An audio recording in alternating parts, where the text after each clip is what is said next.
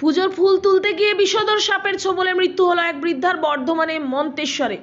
পূর্ব বর্ধমান জেলার মন্তেশ্বর থানার বেনুয়া গ্রামে মঙ্গলবার পুজোর ফুল তুলতে গিয়ে বিষধর সাপের কামড়ে মৃত্যু হলো এক বৃদ্ধার।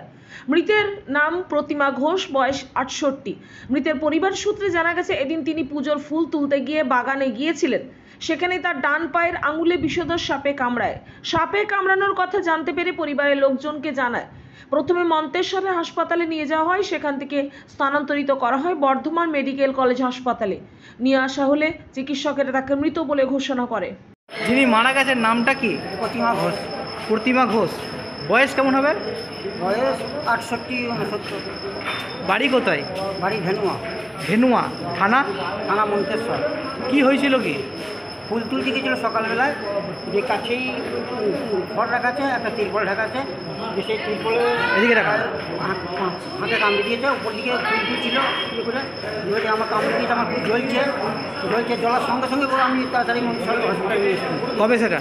আজকে সকালেই। আজ সকালে। তারপরে মন্তেশ্বর থেকে? হ্যাঁ, মন্তেশ্বর তারপরে কি করলেন? মন্তেশ্বর থেকে ওরা তাড়াতাড়ি দেখি সেলাইন দিয়ে এফআর করছিল এখানে বর্ধমানে? হ্যাঁ, গাড়িতে আনতে আনতে বর্ধমানে ঢোকার আগেই ওই মির্জাপুর ওখানেই তখন দেখছি আর কথা বলতে পারছে না। এখানে ডাক্তার এসে বলে মারা গেছে? ডাক্তার এখানে দেখানো করি বলে মারা গেছে। সাপটা দেখতে পেয়েছিল? সাপ দেখেনি, সাপে কামড়েছিল? সাপে কামড়ে। মানে আজ সকালে ফুল তুলতে বেরিয়েছিল?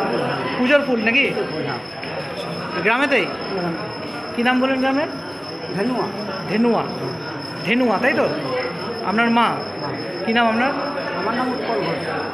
পূর্ব বর্ধমান থেকে পাপাই সরকারের রিপোর্ট, নূতন ভোর।